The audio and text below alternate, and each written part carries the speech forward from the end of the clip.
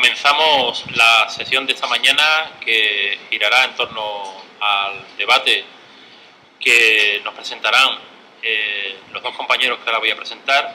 Creo que hay una cierta expectativa en torno a la mesa que presentamos hoy, en cuanto sobre todo a puntos de vista contrapuestos, pero yo quiero hacer en la presentación fundamentalmente partir de lo que más une a los que hoy comparten la mesa con nosotros. Y yo creo que en ese sentido lo que más une es que ambos pues son profesores, ambos preocupados por la educación, ambos con muchos años de docencia y de experiencia, ambos comparten esa experiencia en la educación secundaria durante mucho tiempo, y en el caso de Francisco García Pérez, a mi izquierda, que actualmente es profesor en el Departamento de Didáctica de la Ciencia en la Universidad de Sevilla, y concretamente del área de Didáctica de las Ciencias Sociales, pues su experiencia previa son muchos años como profesor de Geografía e Historia, y en ese sentido pues comparte las mismas experiencias de preocupación por la enseñanza que el otro compañero que hoy con el que compartimos mesa, que es Daniel López Marijuán, que es profesor de biología en un instituto muy cerquita de aquí, en el IES Valle de Cádiz. Por lo tanto, yo quisiera que empezáramos ese debate en torno a este punto común de que lo que nos preocupa y lo que nos ocupa pues es la educación, y desde la perspectiva, en este caso, de profesores con un gran bagaje y con gran experiencia en lo que es el terreno, lo que es el campo, y no desde el punto de vista simplemente teórico. Sin más por mi parte, intentaremos hemos comentado que intentaremos ser, entre comillas, lo más breve posible, lo más ajustado a tiempo, para que lo que es el tiempo dedicado al debate pueda ser lo más interactivo posible. Y sin más, le cedo la palabra a Francisco García Pérez, que nos introducirá con el tema que ha preparado como ¿por qué se aprende tan poco en el sistema escolar? Paco. Muchas gracias, Gregorio. Gracias, Gregorio, digo.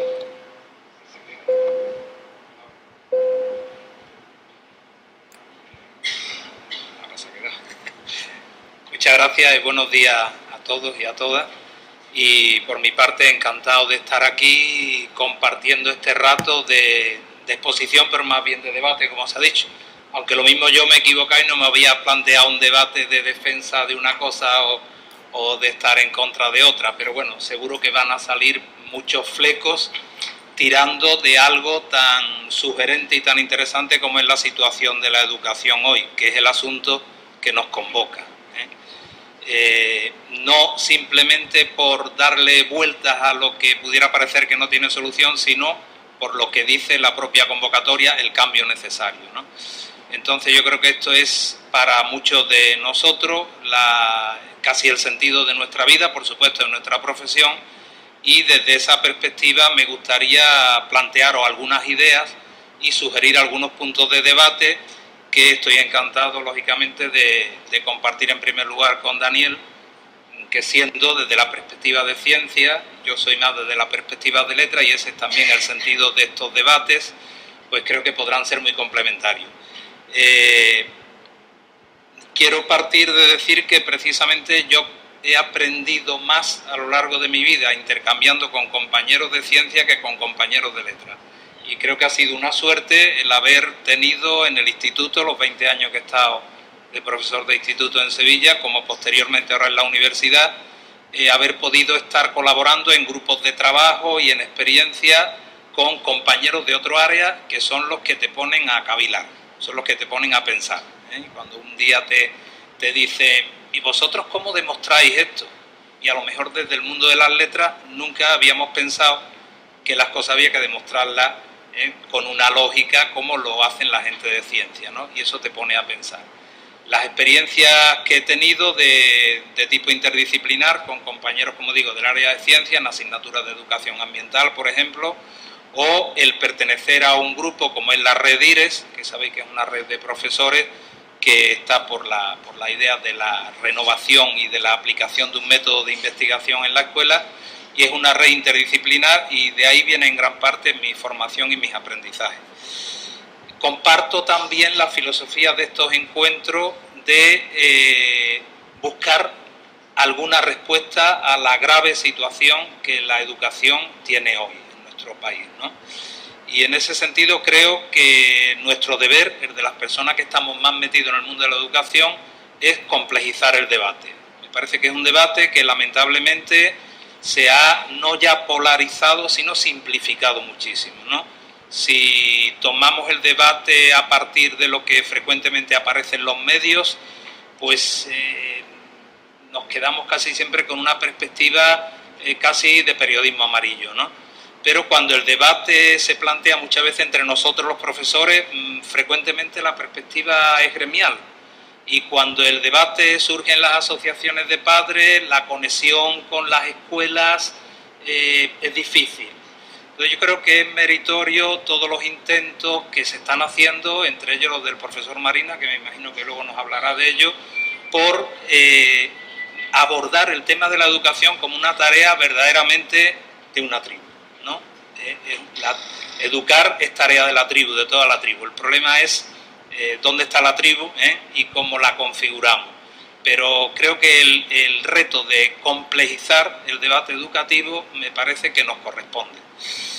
Y voy a partir, en ese sentido, del siguiente esquema, esta presentación, que considero que la acabo de hacer ya, y luego esos siguientes puntos. Si el cuarto no lo podemos abordar, pues lo dejamos para el debate.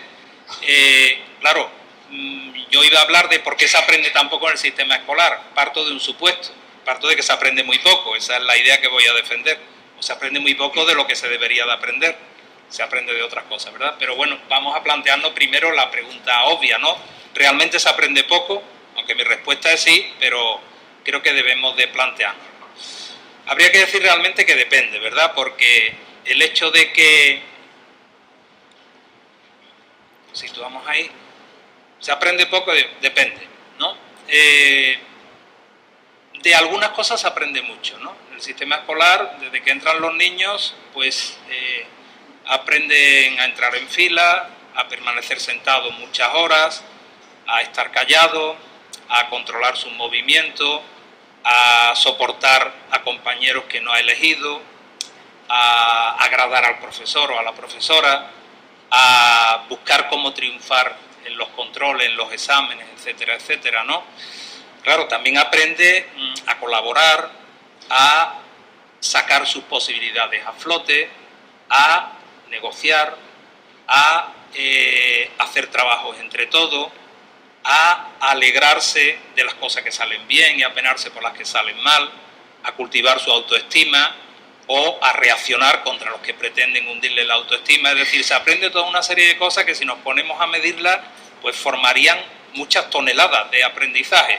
Pero resulta que esos no son los aprendizajes que supuestamente, o al menos explícitamente, dice la escuela. La escuela, cuando habla de aprendizaje, aunque sí habla de, digamos, de enseñar valores y todas estas cosas, pero la escuela fundamentalmente establece un currículum, lo organiza por áreas desde muy pronto y pretende explícitamente que se aprendan toda una serie de contenidos bien estructurados, bien organizados, secuenciados, etcétera, ¿no?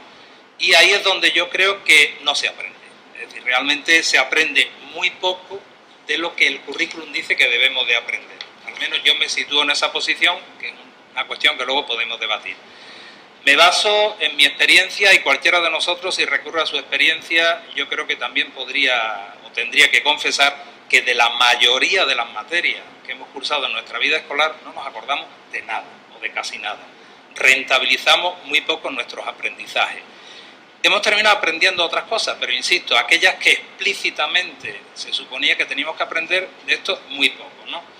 No me detendré mucho en ejemplos, pero ya sabéis que hay investigaciones muy sugerentes sobre el tema. A mí me gusta especialmente la que ha desarrollado José Manuel Esteve de la Universidad de Málaga con su equipo, y que, bueno, pues una especie de, se convierte en una especie de juicio de examen a la propia cultura escolar, ¿no? José Manuel Esteve, sabéis que planteó hizo una selección de preguntas de exámenes del segundo ciclo de la ESO y las estructuró viendo las que buscaban pues memorización, comprensión, razonamiento, aplicación, etcétera, es decir, toda una serie de intentando abarcar un espectro amplio de lo que significa aprender.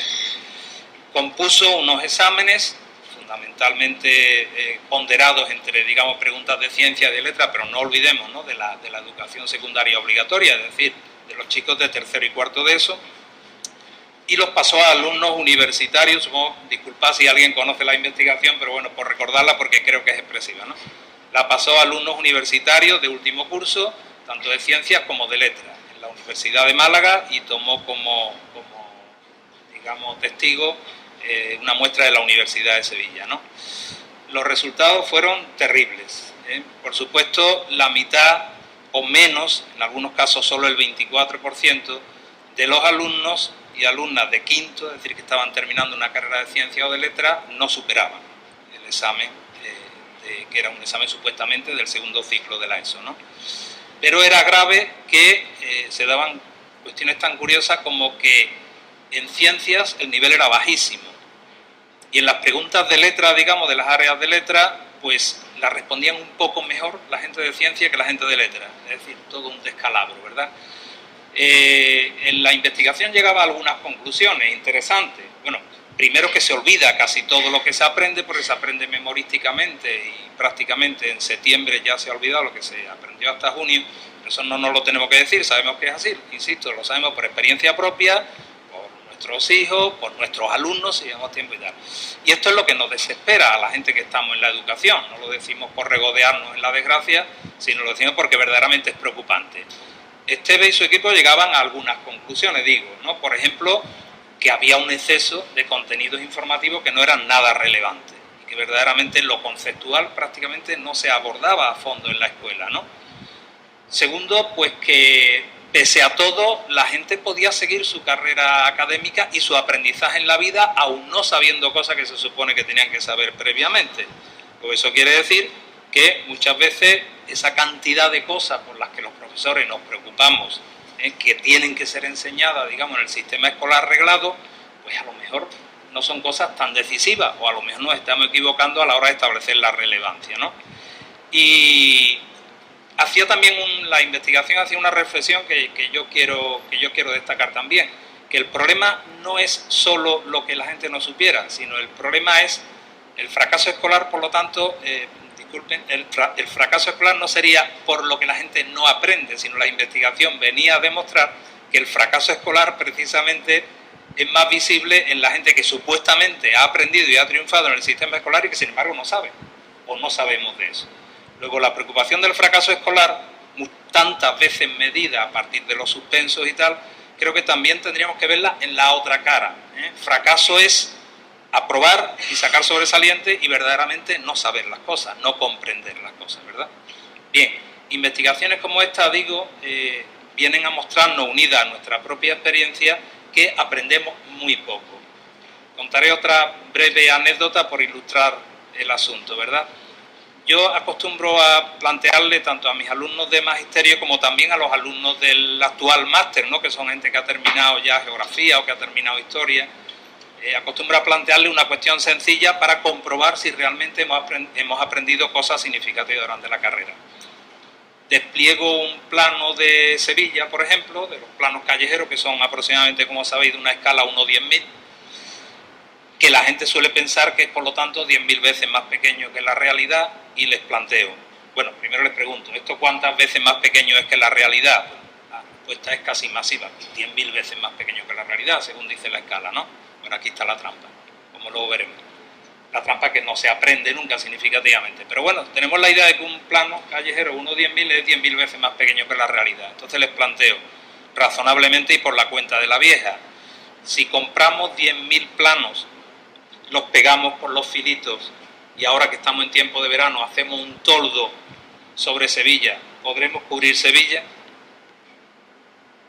Y el desconcierto cunde, ¿no? Porque por una parte la gente dice, no, eso parece muy poco, con 10.000 papeles de este tamaño no podemos hacer un toldo sobre Sevilla. Pero la escala dice que el plano de escala 1, 10.000. Si compro 10.000 veces más, tengo que poder cubrir la realidad a la que representa. Bien, a partir de ahí se abre un debate y la gente empieza a reaccionar con frases académicas. No, es que la escala es cada centímetro.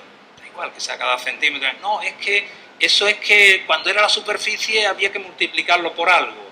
Y empiezan a salir, digamos, nuestros tics escolares que vienen a demostrarnos que aprendimos bien la definición de escala en la clase de geografía y aprobamos, que aprendimos en la clase de matemática que cuando la escala era de superficie había que elevarla al cuadrado, pero eso no significaba nada para nosotros, pero nunca tuvimos en la escuela una situación de aprendizaje en la que pudiéramos comprobar si con un plano o con 100 planos podíamos tapar el patio de recreo o nuestra clase o lo que sea. Ni nunca tuvimos una oportunidad o no se nos dio una oportunidad de representar un itinerario, de construir a partir de una experiencia una representación gráfica, pero habíamos estudiado la escala, habíamos estudiado definiciones, sabíamos hacer los problemas, una cosa ocurría en geografía, otra cosa ocurría en matemáticas.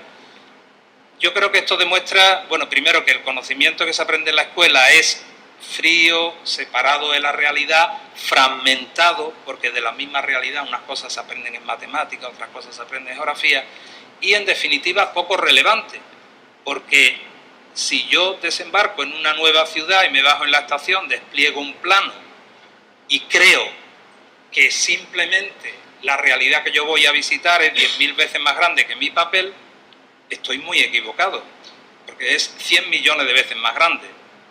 Hay una pequeña diferencia, lo que pasa es que nunca, a lo mejor me voy a ver en esa situación, pero si tuviera que hacer cálculo me costaría muy caro, ¿verdad?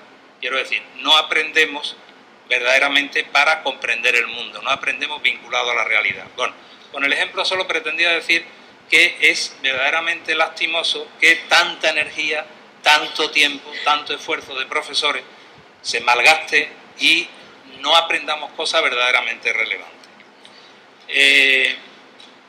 Se aprende en definitiva con el ejemplo que, con estos ejemplos y con estos comentarios he querido mostrar más bien que en la escuela sí que se aprende, pero parece que se aprende más lo implícito, lo que no está explicitado, lo que frecuentemente le llamamos currículum oculto, que lo explicitado. Lo explicitado se aprende poco, incluso los que triunfan o los que triunfamos en superar eso, no quiere decir que lo hayamos aprendido, ¿verdad? Sin embargo, la escuela sigue ahí, y si la escuela sigue ahí será porque en último término está cumpliendo una determinada misión. Lo que pasa es que no es, me temo, la misión que la escuela dice pretender. La escuela está ahí probablemente como depósito de personas, está ahí como recurso social que es necesario para que nuestro modelo de sociedad siga funcionando. Y claro, a lo mejor tendríamos que pensar si este artefacto, que lo podemos ver así medio organizado en la Prusia de final del siglo XVIII y sobre todo luego se estructura en el siglo XIX tal como lo conocemos, si este artefacto realmente es un artefacto válido tal como está en el siglo XXI, ¿verdad? No es que vayamos ahora a plantearnos pues posiciones antiescolares a lo Iván Illich, pero creo que merece pensarse si con el mismo artefacto y sin grandes cambios, sin cambios cualitativos, la escuela puede seguir sirviendo. Mi hipótesis es que no. Interpreto que gran parte de los conflictos que hoy vivimos en la escuela no son más que la manifestación de este desajuste. Es decir, un artefacto social generado en una sociedad, de un capitalismo determinado del siglo XIX y que con toda una serie de cambios, pero no cambios radicales, no cambios en profundidad, sigue funcionando en el siglo XXI.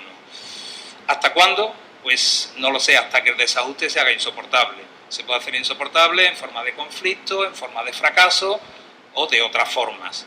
O a lo mejor hay una escapada y de pronto por la tangente de lo virtual se escapa todo y todo se empieza a hacer online y ya no hay que estar por allí presente, ¿no? Pero el artefacto no funciona. ¿Por qué se aprende entonces, y paso al punto central, por qué se aprende entonces tan poco en el sistema escolar? Como estoy intentando, digamos, mostrar o demostrar. Pues casi lo diría con una cuasi tautología, es decir, se aprende poco porque en el sistema escolar no se dan buenas situaciones de aprendizaje. Nos tendríamos que meter entonces a reflexionar sobre qué es una buena situación de aprendizaje, ¿verdad? Pero podemos volver a recurrir a nuestra experiencia, es decir, cuando hemos aprendido a montar en bicicleta, cuando hemos aprendido a cocinar, cuando hemos aprendido lo que es la amistad, cuando hemos aprendido que va a llover. Cualquiera de esas situaciones no se parece nada a una situación escolar clásica, ¿eh? Las situaciones anteriores son vitales, son emotivas, son comprometidas, importan para nuestra vida, solucionan cosas para el momento después, y cualquier situación escolar, la mayoría de las situaciones escolares no tienen esas características. Son frías, están despegadas de la realidad, no tienen una funcionalidad inmediata, no nos vinculan emotivamente, porque cuando me estoy aprendiendo la fórmula del teorema de Tales no me está vinculando emotivamente, porque nadie me ha dicho que puedo averiguar la altura de un bloque de piso con el teorema de Tales, ni nunca me he visto en esa situación.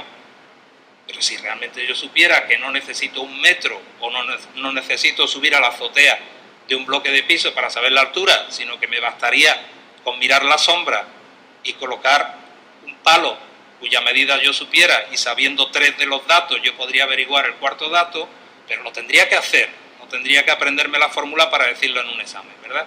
Entonces las situaciones escolares, insisto, y ahora lo detallaré un poco más si me permitís, son frías, desvinculadas, diferidas, encapsuladas, y eso no son buenas situaciones de aprendizaje.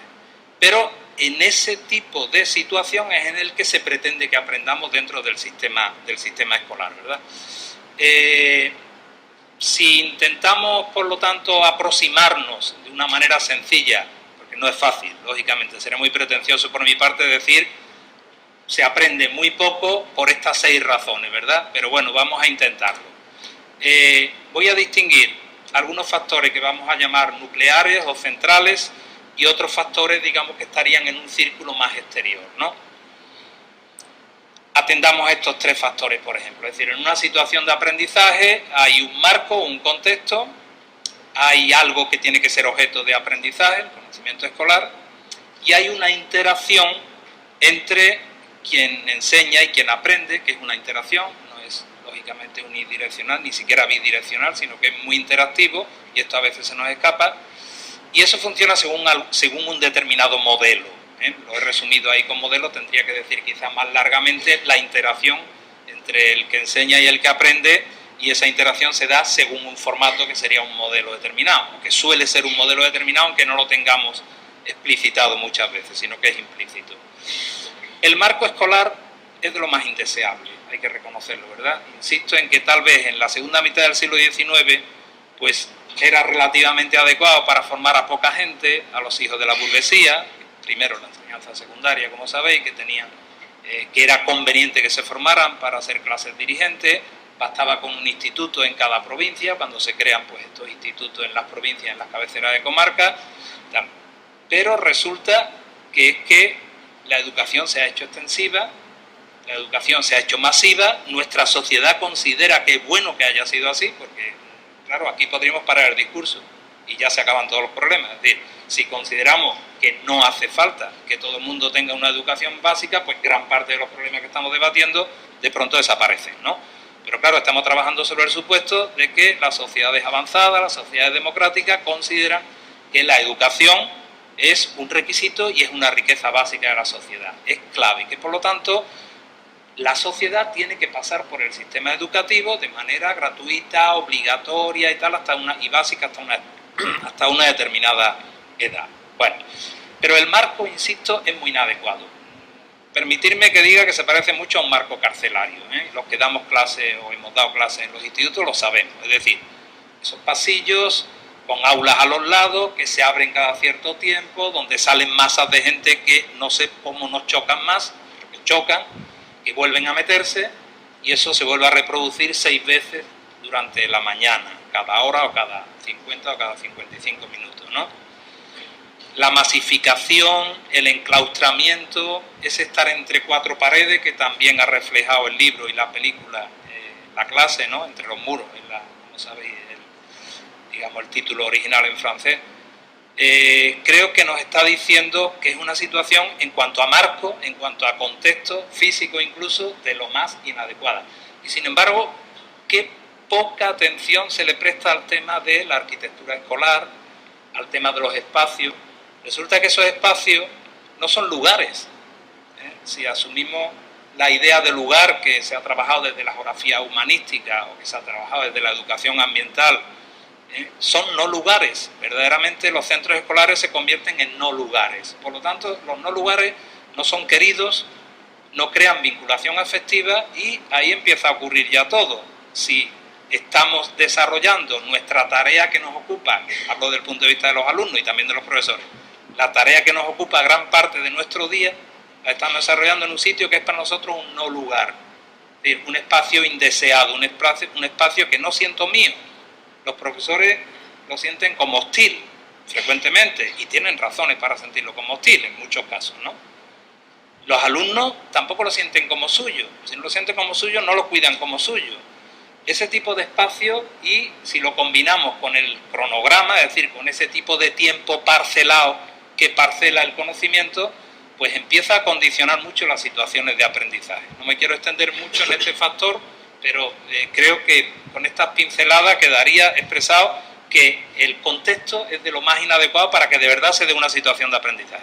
Bien, adelanto que si tenemos interés por la educación, entonces nuestro esfuerzo tiene que ser muy grande para ir luchando contracorriente contra todos estos factores. Ese es el punto cuarto que no me dará tiempo a desarrollar.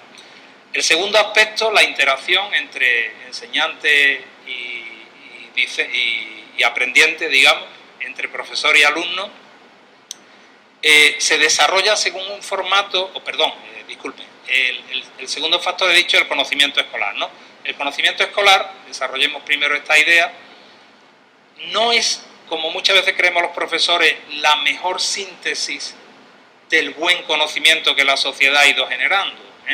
Las investigaciones sobre materias escolares y las investigaciones sobre sociología de la educación han ido mostrando, y las hay muy interesantes, sobre todo yo destacaría las que ha desarrollado Goodson y las que en España ha desarrollado, por ejemplo, Raimundo Cuesta en el área de ciencias sociales, han ido mostrando cómo el conocimiento escolar que termina por aterrizar, digamos, en los centros escolares, en los libros de texto, en los discursos de los profesores, en las interacciones de clase, no es el mejor resumen del conocimiento científico.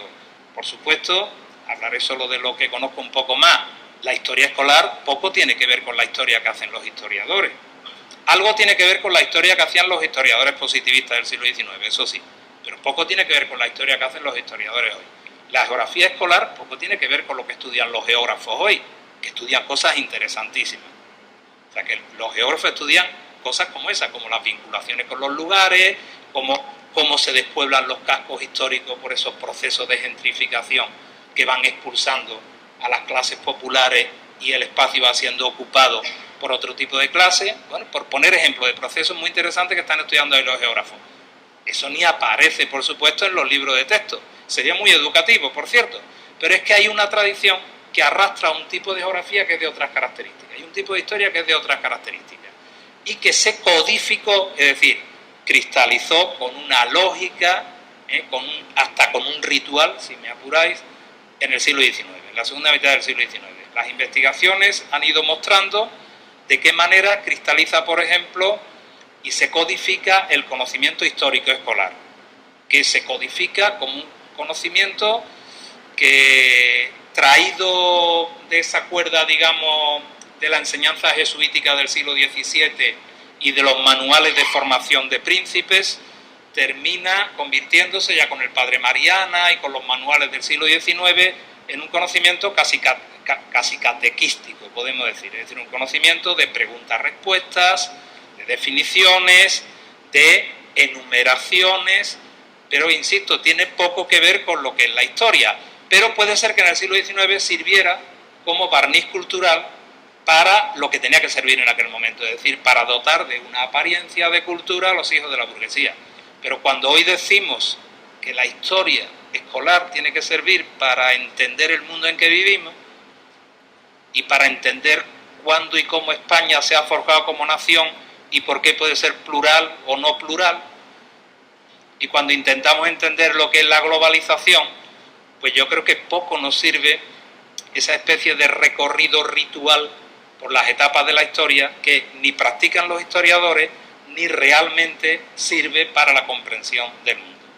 No me detendré más, pero he querido solo ilustrar con este ejemplo que el conocimiento escolar que solemos manejar, y perdón, como es natural por todas las excepciones, porque sé que la gente que está aquí lo está porque está interesado en hacer otras cosas, pero hablo del conocimiento escolar dominante, está codificado, encapsulado, diferido en el tiempo, en el sentido de que lo enseñamos en un momento para que luego, cuando el alumno esté en la sociedad, no sé cuándo, sepa lo que tiene que votar, ¿no? Y ahora, ¿por qué no estudiamos lo de ahora y tiramos de esa cuerda y utilizamos nuestro mejor conocimiento científico para trabajar esos problemas, ¿no?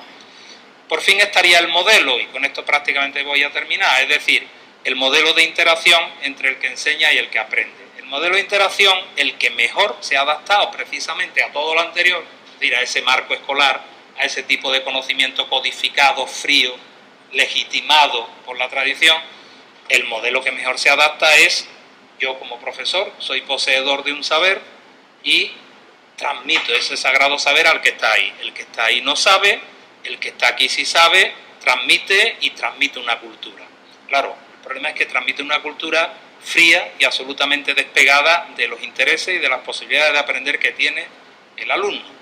Entonces, ese modelo de interacción, así, tal como está planteado, también tiene muy pocas posibilidades de generar situaciones de aprendizaje. Con estos tres rasgos, comentado como veis muy rápidamente, pretendía decir que los elementos básicos que intervendrían en una situación de aprendizaje, de pronto los hemos visto convertidos en factores de que no se aprenda. Y dejamos un poco más para la discusión que tenemos ahora otros factores externos que terminan de empeorar las cosas. Si queremos empeorar el contexto escolar, pues tenemos las políticas educativas que con cambios balanceantes de leyes y escasos acuerdos y escasa estabilidad legal, reglamentismo, etcétera, poco ayudan a fomentar un contexto que estimule el aprendizaje. Si miramos un poco a los alumnos, pues los alumnos son producto social y por lo tanto lo que llega allí, en definitiva, nos está mostrando cómo es la sociedad. La sociedad se mira en ese espejo de los alumnos, le gusta muy poco y reacciona diciendo que los alumnos son muy malos. Pero es que son el espejo de la sociedad. Yo creo que tendríamos que pensarlo. Y si nos vamos a los profesores, pues creo que efectivamente no tenemos una formación, y lo comprobamos continuamente, y hacemos lo que podemos, pero no tenemos una formación adecuada para ser profesores en esas circunstancias y con las metas que se nos piden. ¿Habría otras alternativas? Pues sí, podríamos empezar ahora a coger cada uno de estos 6 factores y ver qué podríamos hacer, pero dado que se me ha agotado el tiempo, pues lo vamos a dejar aquí. Muchas gracias.